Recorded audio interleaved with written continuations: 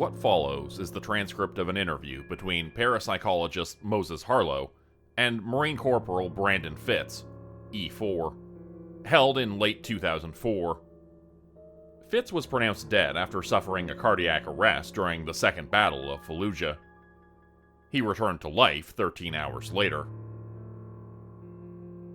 Look, sir, do we really need to go over all this again? I already said everything I can remember, and I'm tired, sir. Real tired. I mean, I just came back from the dead, you know? I understand, son. This will be the last time, I promise. Now, let's get started. What have they told you about why you're here? Well, sir, they said that I was a danger to myself and others. Whatever that means. All I remember is waking up here. Do you see the screen on the wall? I'd like you to watch a recording and tell me what you see. I'll do my best, sir, but it's pretty grainy. Okay, that's a med bay. Those are body bags, and that's... oh, shit. That's me. And what are you doing? Just laying there, looks like. No, wait, I'm flailing my arms around. Some NCOs are running in to hold me down. My back's bridging. It looks like I'm screaming something. I can't make out what. You sure you don't recognize the word, son? Hira doesn't mean anything to you. No, sir. It's an old Norse word. Hira means battle. Now, why would you be screaming a word like that? A word that you claim that you don't recognize? I don't know, sir. I'm sorry, sir. You can drop the sir. I'm not military. Just call me Mr. Harlow. If you say so, but if you're not core, then why? Let's get back to our interview, shall we? The sooner that we finish here, the sooner that we can eat and get some rest. I bet you'd like that, wouldn't you, Brandon? Sure would, sir. Mr. Harlow. Tell me, Brandon, what's the last thing that you remember from Iraq? Well, an IED had just gone off, and me and my buddy Vickers, that's Lance Corporal Ryan Vickerman, by the way, we're hunkered down in what was left of somebody's living room. We couldn't see where the shots were coming from, so Vickers just blasted away with his M9 at anything that moved. Some shrapnel grazed my face, and I got this pain in my chest. After that, I just sort of blacked out. It was like falling asleep, you know? And after that... Yes, Brandon? I was cold. Colder than I've ever been in my life. Snow was falling on my face, and I was laying in more of it. So thick I couldn't feel the ground beneath. I wasn't wearing any clothes. Sounds crazy, right? Like, I pinched myself to make sure I wasn't dreaming. But it was real. At least, it felt real to me. Who knows? Maybe I am crazy. Let me be the judge of that. What could you see around you? There were a bunch of tall pine trees behind me. And I mean tall, like over 100 feet. And in front was just more snow. As far as I could see. Nothing moved but the wind. It's funny. You'd think I would have been wondering where I was or how I'd gotten there. I took it all in stride. I didn't want to move too far from where I'd woken up, so I called out for help, and someone came. You're shaking. Are you all right? Yeah, it's just... I could use a cigarette. Help yourself. Thanks. Surprised you all are letting me smoke in here. This is no ordinary hospital, Brandon. And I'm no ordinary doctor. Thanks. Yeah, that's better. Look, in basic training, we learn how to kill people, right? I fired my weapon at insurgents, and I got no way to know whether I wasted any of them. The bullets could have been mine. They could have been my buddies. There's no way to tell. But when it's up close and personal, this guy came running out of the woods. A Japanese guy with glasses, waving one of those swords, you know? He was yelling the same word over and over. I didn't know the language, but somehow I knew what it meant. Hirar? Yeah. Anyway, at that point, I guess the training took over. Caught him by the wrist and flipped him. Classic over-the-hip throw. We started fighting for control of the sword. Thing was so sharp it cut into my arm like butter. I was fighting for my life. And I had gravity on my side. Got the blade angled over the guy's neck. He was kicking and squirming for all he was worth, but at that point, all I really had to do was put my weight into it. This is difficult for you. I heard it sinking into him, okay? I felt the metal scraping against his collarbone. Saw his eyes get wide and then go hazy. I felt his feet stop kicking. The smell. I cleaned myself up as best as I could. Cut some strips of cloth from the guy's clothes to wrap my arm. He was wearing this old-fashioned uniform. Like the ones they had back in World War II, you know?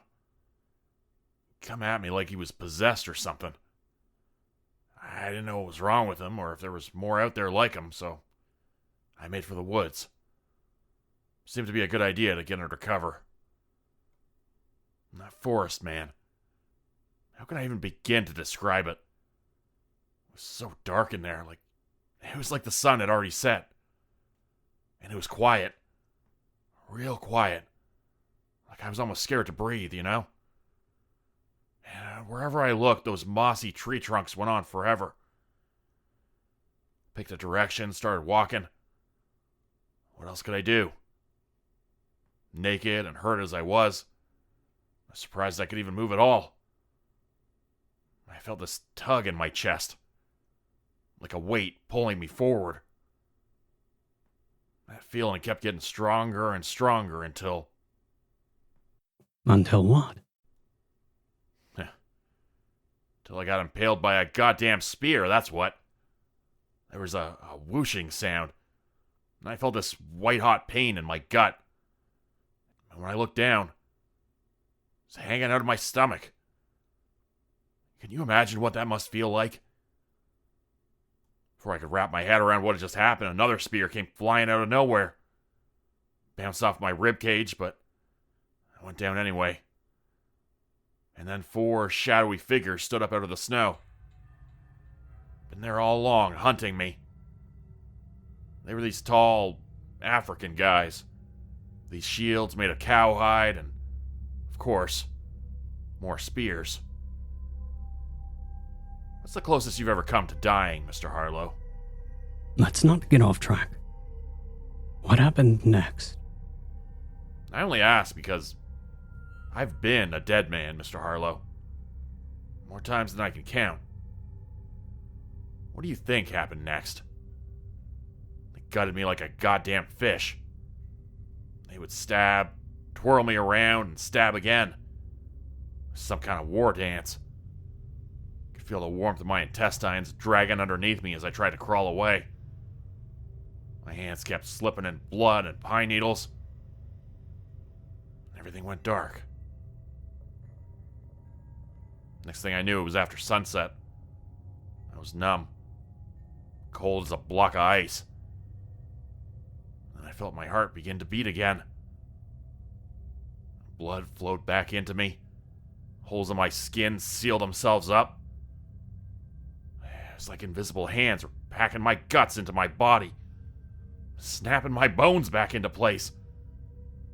Look, man, I thought dying had felt strange.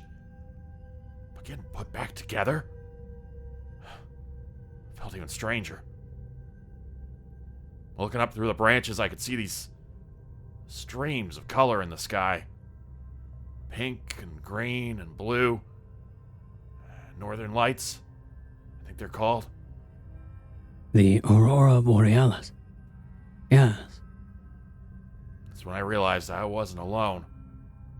There was a woman there, on a white horse, and her eyes were as bright as the lights in the sky. She was tall and blonde and dressed in armor, and she threw me over the back of her horse like I weighed nothing at all. Galloped faster and faster, and pretty soon I couldn't hear the horse's hoofbeats on the ground. We were flying. I hung onto that horse's neck for dear life, sure that at any minute I might slip off. But the woman held me in place with one hand. Her grip was like iron. We were approaching this big wooden building down below. It's funny.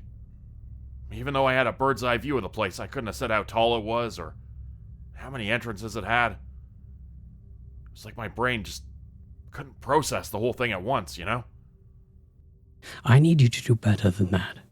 Surely you can give me some details about what the building looked like, what it was made of. Like I said, mister, I'm tired. I really don't think I got all the fancy architectural vocabulary that you want to hear. If you give me a pencil and a paper, I can draw it for you. Here you are. Thanks. Anyways, this woman's horse trotted down right out of the sky. She pushed me off of it toward the door of the lodge, or whatever it was. Looked a hell of a lot bigger from the ground, let me tell you. The walls were made of these big timber beams. The roof was so high I could barely see it. The whole place was lit by firelight, and as I walked in, I saw some faces I recognized. The Japanese guy. The 4 Africans who'd ambushed me a few hours earlier. I freaked out, started fumbling around for a weapon, and then I realized that all of them were smiling. The Japanese guy was holding out something for me. It was my uniform. Folded and washed. The one that I'd, died in. One of the African guys clapped me on the back and handed me a horn. Like a real cow horn. With some kind of booze in it. And the 4 of them went inside into the party. You interacted with them. These people who tried to kill you. Well, I mean, yeah. Japanese dude was named Hiroyuki. He'd wanted to study archaeology in Tokyo. When the war started, he lied about his bad vision and joined up. Window, the African guy who'd handed me a drink, he was a real character. To hear him tell it, he had 3 wives and killed a lion before his balls dropped. He said that... So you were aware then that the others were also dead? Look, mister. The only thing I was aware of was that I didn't want to get killed 3 times in one day. These guys could have said that they were clowns from Venus, and I would have said, sure, man, right on. Everybody in the place was some kind of warrior or another. Last thing I wanted to do was piss anybody off. So I just sort of went with the flow. There were these guys in wooden thrones sitting at a high table like kings or something. One of them was missing an eye, I remember that. Another one had a big hammer. More of those tall women in armor were bringing drinks around. But they were a lot less cold than they had seemed at first, if you get my drift. I drank till I passed out. It was wild. Here's your drawing, by the way. Thank you. Would you say then that it was a pleasant experience?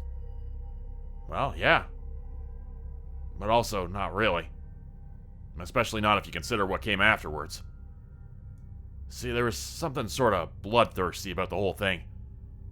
I mean, those colorful banners on the walls and the carvings on those big wooden columns looked pretty at first. Until I realized they all just showed a bunch of gruesome deaths in battle.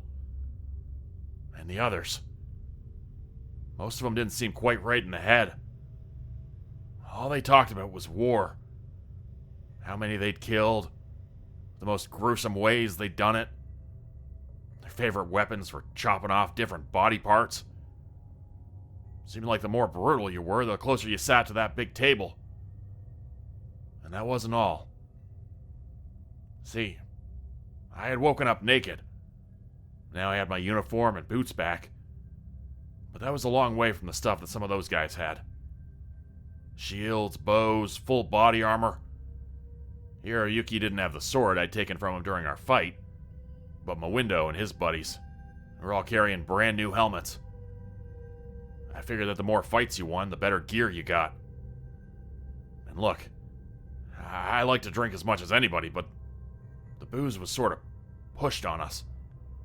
Like we had to black out before the night could end. Like it was some kind of ritual. Next thing I remember, I was waking up on some kind of foggy beach. The lodge, or whatever it was gone. I had no idea how I'd gotten there. I should have had the worst hangover of my life.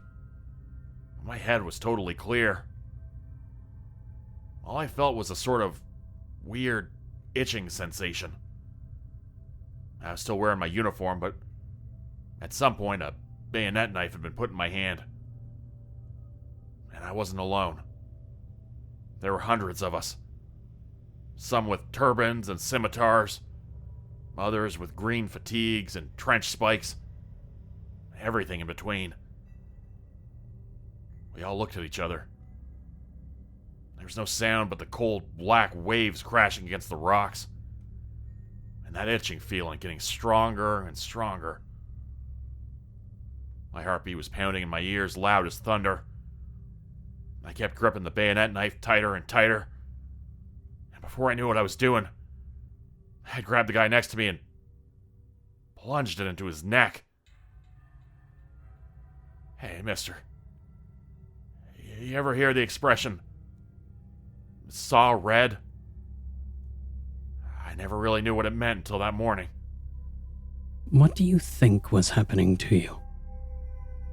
That itch, man.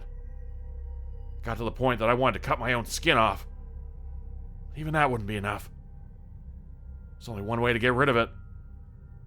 I knew it in my heart as sure as I knew my own name. I had to bathe in my enemy's blood. We were all feeling the same thing. And sooner or later, we all gave in to the urge. I found Mawindo and his brothers, and for a while we fought together, taking down more skilled or better equipped warriors. Teamwork is dream work, right? But by nightfall, we had turned on each other too. By nightfall? Are you implying that you spent the entire day fighting? You never been in many scraps, have you, mister? When it's hand to hand, the minutes feel like hours. The adrenaline burns you out real quick. Your muscles go all limp and rubbery from so much impact. Your ears are ringing from the clash of metal on metal, or maybe from a blow to the head. Your eyes stink so much from the sweat and blood you can barely see what you're hitting. Most people can't even last 15 minutes in a fight like that. And just because we were dead didn't make us special. Just because we had swords and spears and axes didn't make this a fancy duel between knights. This was biting, bashing, grinding faces into the mud. Whoever was less exhausted and less taken by surprise usually won the fight, and then was killed themselves. The difference is, for us, it didn't end there. We rose again. And again. And again. Until nightfall. Right. Until nightfall. When those cold-eyed women on horseback came to take us back to the Great Hall. Hey, do you mind if I take a walk around the room a little bit? Telling this story got me tense. I need to stretch out a little bit. Feel free. Now, did these women, or anyone else, ever explain why you were doing all this? I mean, the guys with the red crosses stitched onto their chests said that we were training to fight Satan. A guy with 2 scimitars and a turban said we were there to purify our souls. Whatever the hell that means. Nobody can give me a straight answer. And the ones who'd been there the longest, they were too far gone to talk to. I'm sorry. Too far gone? What do you mean by that? They were nuts. Some of them didn't even remember their own names. They used the sound of a shield bash or an arrow instead. Others called themselves by the number of kills they'd made. One of them, this huge Mexican guy with a jaguar skin hood and a club with sharp stones sticking out of it, called himself 13,724,000. That was the only word he would say. The next night, that word became 13,866,000.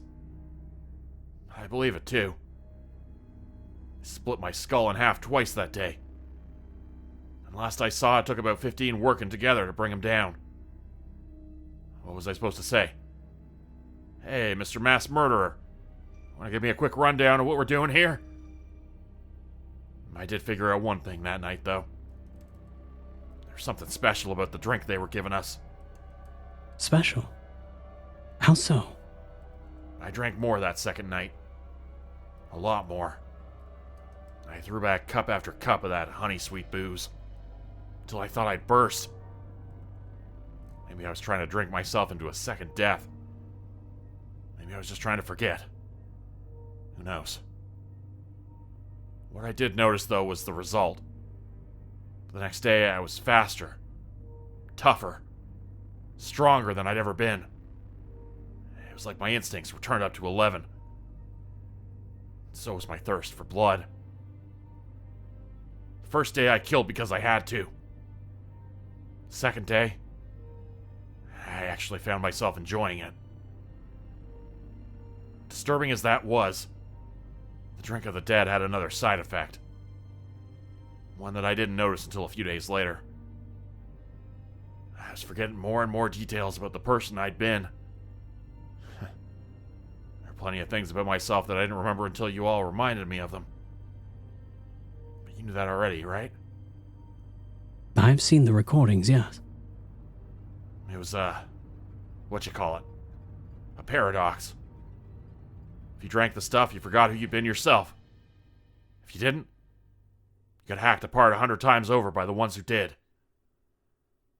Someone like you, someone who has never even died once, can't even imagine what that's like.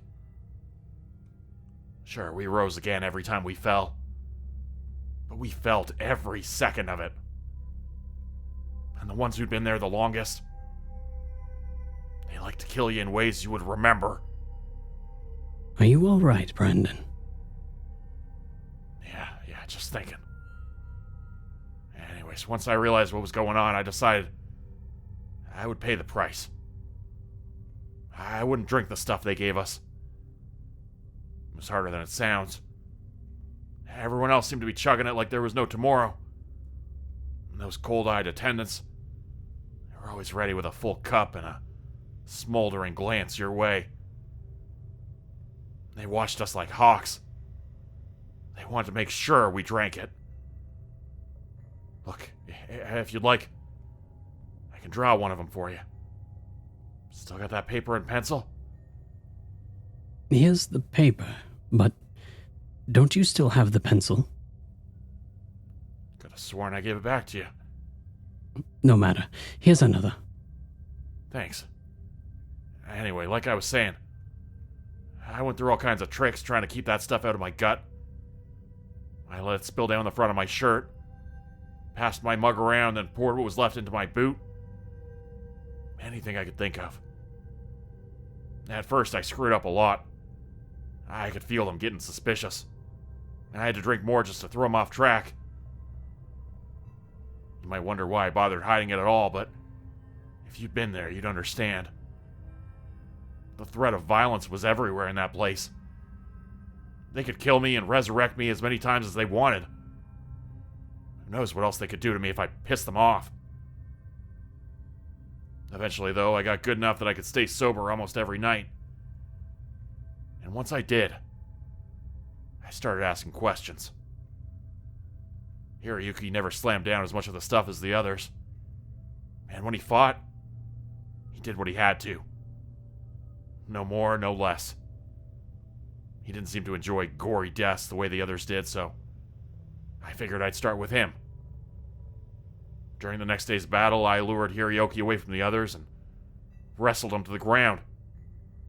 Instead of dealing the finishing blow, I asked him what he thought about what we were being made to do. I asked Hiroyuki if he knew or if he'd even heard of a way out of this place.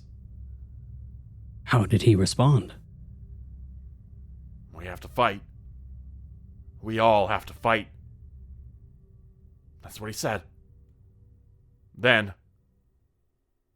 the alternative is even worse. Before I could ask him what he meant, I heard the snort of a horse and felt a tall, cold shadow fall over me. It was the women. 2 of them. I tried to run, but one fired an arrow into my side, and the other crushed my shoulders in her armored fists. Even if I would have chugged a bottomless cup of the drink the night before, I still wouldn't have been able to resist them. They were just too strong. The cold-eyed woman pushed me toward the ground. I thought she was going to suffocate me in the mud as some kind of punishment, which would have hurt, but it wouldn't have been the first time either. What they had in mind for me and Hiroyuki, though, was much worse. Go on, son. It's all right. The ground opened up in front of me. I could see down through the dirt and rock to a sort of underground world. It was piled high with corpses, or at least that's what I thought at first. Till I realized those gray and decaying things were somehow still conscious. I can't even begin to count how many there were. Billions, maybe. All stacked on top of one another, squirming and stretching their rotting fingers out to me, begging silently to be lifted up, to rise to where I was. And in that moment I knew. Down there, the dark never brightened. Thirst and hunger were never quenched. There was nothing but an endless, infinite night. And after that, I was back here with all of you good people. Oh, look. I found your pencil. Oh, where was... I jammed the other one under the door while I was stretching to make sure we wouldn't be interrupted. Didn't I tell you that I'd gotten good at hiding things? Now, Mr. Harlow, I'm gonna need you to take your half and fight me to the death with it. Now, Brandon, let's just calm down. We can talk about this. Now, this is the only way. See down there, that pit?